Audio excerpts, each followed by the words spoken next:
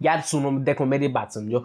तुम्हें पता है कि अभी ये 2 महीने एज अ फुटबॉल फैन सबसे ज्यादा बोरिंग होते हैं, और मेरी इतनी ज्यादा टेंडेंसी जाग चुकी है कि भैया अब मैं अंडर 19 के भी मैचेस देखने को तैयार हूँ। मतलब अब वो होता है ना, कीड़ा अंदर से कुलबुलाना, अब लिटरली कीड़ा कुलबुला रहा है कि भैया अब मुझे मैचेस देखने हैं। और प्री सीजन साले इतने इतने दिन पे मैचेस होते हैं कि दिमाग खराब वैसे ही हो जाता है। और अभी मैनचेस्टर यूनाइटेड की कल कल परसों में अभी लास्ट मैच हुई, अब उसके बाद पता नहीं अगली मैच कब है, अभी शायद अगले हफ्ते या कभी है। और उसके बाद अभी रियल मैड्रिड ने अपनी प्री सीजन फिक्स नहीं करी है, और उसके ऊपर अल नसर बिना बड़े भैया के खेले जा रही है, तो उसका भी मैच तो देखने का कोई सेंस ही नहीं बनता है जब तक क्रिस्टियानो रोनाल्डो ना खेले। खैर, आज मेरे पास तुम्हारे लिए बहुत ज्यादा न्यूज है, तो खैर बिना टाइम वेस्ट किया आते सीधा मुद्दे पे। अब हम लोग आज के सबसे पहले अपडेट की बात करें तो ऑफ कोर्स जो मैंने इंट्रो दी थी उससे रिलेटेड ही है, और थोड़े से तुम लोग भी अब रेडी हो जाओ यार, क्योंकि अल नसर फाइनली क्रिस्टियानो रोनाल्डो के साथ खेलने वाली है, और बड़े भैया आफ्टर अ लॉन्ग ब्रेक हमें वापस से एक्शन में दिखने वाले हैं। और डेफिनेटली हमारे तुम्हारे लिए और बेटर न्यूज़ क्या हो सकती है यार, इससे ज़्यादा बेटर न्यूज़ और क्या हो सकती है। और अल नसर ने फिक्स कर दिया है कि भैया Cristiano Ronaldo is back with us, और क्रिस्टियानो रोनाल्डो अब अगली जो मैच होने वाली है अल नसर की, अभी वाली नहीं बट अगली जो मेन क्लब से मैच होने वाली है वो उसमें डेफिनेटली खेलेंगे। अब मेन क्लब कौन है, तो मेन क्लब मैच होगी अल नसर की पीएसजी के साथ और इंटरनेशनल के साथ, जो कि है 25 और 27 जुलाई को। तो डेफिनेटली तुम 25 जुलाई को जो पीएसजी के अगेंस्ट मैच है फ्रेंडली, उसमें बड़े भैया को वापस से एक्शन में देख सकते हो, बिकॉज क्रिस्टियानो रोनाल्डो ने भी स्टोरी डाल के ये चीज़ कंफर्म कर दी है, और अल नसर ने भी ये चीज़ भैया एक पॉइंट पर कंफर्म कर दी है कि अब Cristiano Ronaldo is with us, और वो अब तुम्हें फिर से इस सीजन का डेब्यू मारते हुए दिखेंगे। और डेफिनेटली वो मैच तो अपने देखना है यार। और अल नसर की जो अभी कहानी जो चल रही है, जो ये टाइम पास कर रहे हैं, उससे तो बेटर ही होगी वो पीएसजी के अगेंस्ट मैच। और डेफिनेटली पीएसजी अगर खेलेगी तो ये तो चीज मान के चलो कि भैया नेमार भी खेलेगा, और नेमार का अभी तो कोई कहानी नहीं चल रही है किसी क्लब से, बट ऑफ कोर्स नेमार भी अब उनकी लिस्ट में शामिल है पीएसजी की टीम में। और पीएसजी की जो टीम है उसमें उन्होंने किलियन एम्बापे का भी नाम डाल रखा है, तो ये चीज है कि किलियन एम्बापे और नेमार दोनों ही खेलेंगे पीएसजी से, और सामने क्रिस्टियानो रोनाल्डो की अल नसर होगी, तो डेफिनेटली मैच देखने लायक होगा। अब दूसरी जो अपडेट है वो है अभी ताजा तरीन बेहतरीन है, और अभी अब इस मोमेंट पे आई थिंक ये इन टर्म्स भी होगा, और हो सकता है तुम्हें ये कुछ सेकंड्स में या कुछ ये वीडियो डालने के साथ हो सकता है ये न्यूज़ भी तुम्हें मिल जाए कि भैया आंद्रे ओनाना की डील फाइनली मैनचेस्टर यूनाइटेड ने कैप्चर कर ली है, जो कि मैनचेस्टर यूनाइटेड के हिसाब से बहुत बड़ी बात है। देखो, मैनचेस्टर यूनाइटेड अभी तक ऑफ कोर्स तुम्हें पता है, अगर तुम मेरी वीडियो से अगर थोड़ा सा भी इत्तेफाक रख रहे हो, थोड़ी सी भी देख रहे हो, तो तुम्हें पता है कि मैनचेस्टर यूनाइटेड को मैंने कितनी ज़्यादा बार कंफ्यूज क्लब बोला है।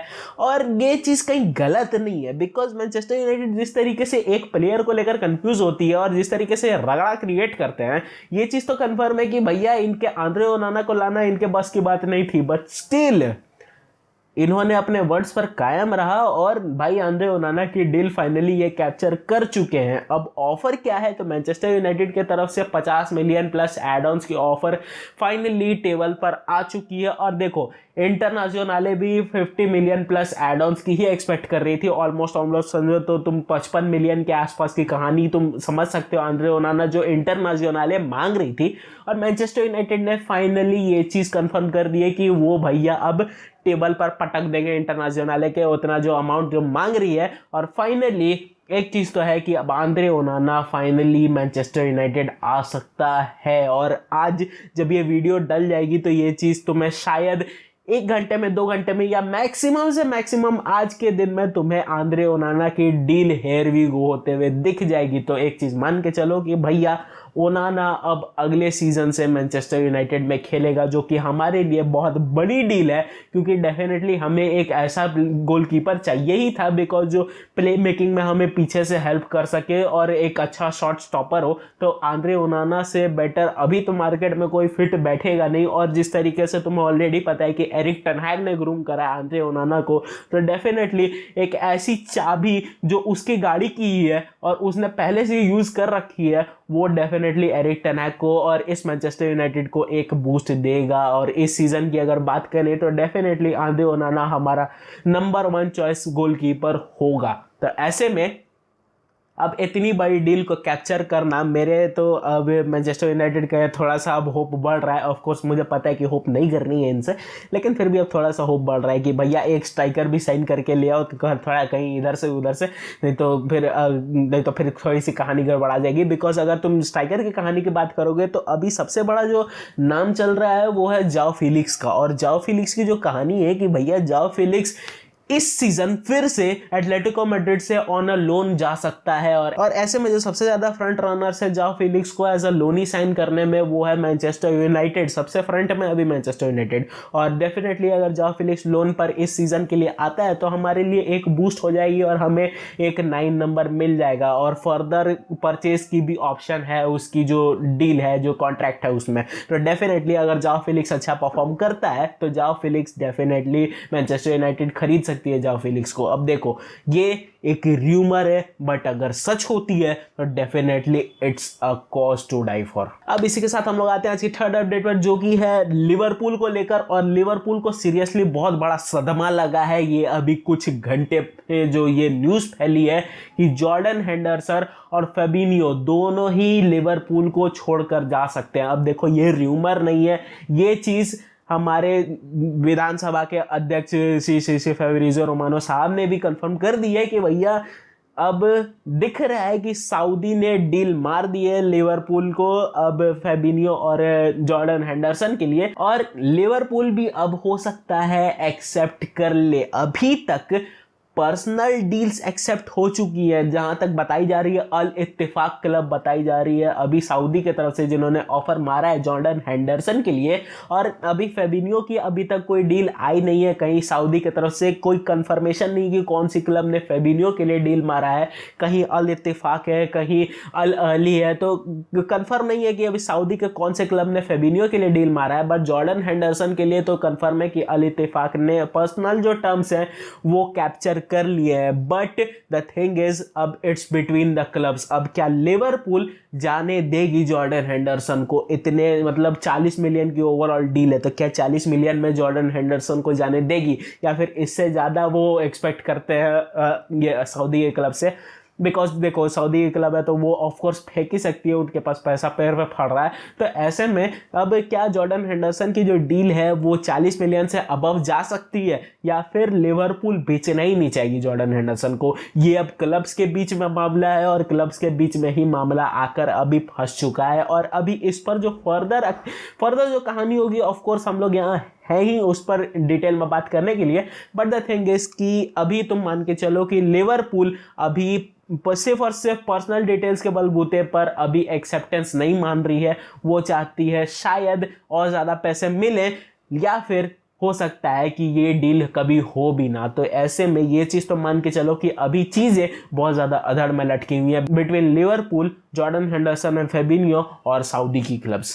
खैर इसी के साथ हम लोग आते हैं इसके फिफ्थ अपडेट पर, जो कि है बायर्न और हैरी केन को लेकर। और भैया बायर्न कब से कंफ्यूज होने लगी किसी प्लेयर को साइन करने के लिए? ये साला सरसों के खेत में मोर क्यों नाच रहा है?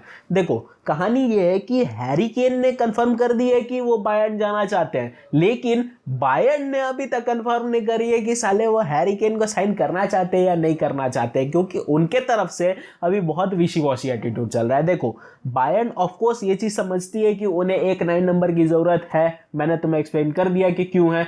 बट द थिंग इज क्या हैरी केन के पीछे वो 100 या 150 मिलियन फेंकना चाहेंगे? ये चीज बायर्न के सामने अभी सबसे बड़ी क्वेश्चन बनी हुई है। और अगर तुम हैरी केन के पर्सपेक्टिव से पूरा कहानी देखोगे तो हैरी केन ने ये चीज खुले दिल से बोल दी है कि भैया बायर्न ही मेरा पहला प्यार है और बायर्न ही मेरा बचपन का प्यार है। भैया बायर्न ही मुझे जाना है और बायर्न ही सिर्फ और सिर्फ एक डेस्टिनेशन है जो मुझे खरीद सकती है। और ऐसे में डेनियल लेवी की अगर तुम कहानी की बात करो तो भैया डेनियल लेवी 100 मिलियन से नीचे सोच ही नहीं रहा है। और बायर्न की अगर कहानी की बात करो तो बायर्न हैरी केन को सोच तो रही है लाने का, बट सीरियसली ऐसा कोई उनके तरफ से अभी तक कोई बहुत बड़ा मूव नहीं दिखा है कि वो हैरी केन को बिल्कुल ही उठा कर ले आए, और बहुत ज़्यादा इंटेंशन नहीं दिखा है। बिकॉज अगर बायर्न इंटेंशन दिखाती तो डेफिनेटली हैरी केन अभी तक बायर्न में खेल रहा होता। तो ये चीज़ तो कंफर्म है कि बायर्न बहुत 100% एकदम ये नहीं दिखा रही है, मूव नहीं दिखा रही है हैरी केन को साइन करने के लिए। बट हैरी केन ने पीएसजी की जो कहानी है, जो पीएसजी की जो डील आई थी वो कैंसिल कर दी है, जस्ट बिकॉज बायर्न म्यूनिख ही वो जाना चाहता है। तो ऐसे में बायर्न म्यूनिख के जो ओनर्स हैं और डेनियल लेवी के बीच में कल मीटिंग हुई थी, लेकिन अभी भी हैरी केन के लिए कोई स्पेसिफिक ऑफर बायर्न ने नहीं मारी है। और देखो, बायर्न ने डेफिनेटली 100 मिलियन की ऑफर मारने की बात कही थी, बट अभी तक वो ऑफर टेबल पर नहीं है। और मैंने तुम्हें ऑलरेडी एक्सप्लेन कर दिया है कि भैया जब तक टेबल पर ऑफर होगी ही नहीं, एक्सेप्टेंस कहाँ से आएगी, और एक्सेप्टेंस अगर नहीं आएगी तो हैरी केन भैया बायर्न जाएंगे कैसे। तो इसलिए डेफिनेटली ये चीज़ देखना इंटरेस्टिंग होगा कि बायर्न हैरी केन को किस तरह साइनिंग करने के आगे जाती है और पीछे जाती है, अगर तुम पूरा कॉन्टेक्स्ट को समझोगे तो। खैर, तुम मुझे डेफिनेटली कमेंट सेक्शन में बता सकते हो कि हैरी केन बायर्न में एंड करेगा या फिर पर्दे के पीछे की कहानी कुछ और है। और इसी के साथ आज की वीडियो को यही एंड करते हैं। अगर वीडियो तुम्हें अच्छी लगी तो वीडियो को लाइक करना, चैनल को सब्सक्राइब कर देना। मैं मिलता हूं तुमसे किसी और दिन किसी और नए टॉपिक पर। It's a boss signing out.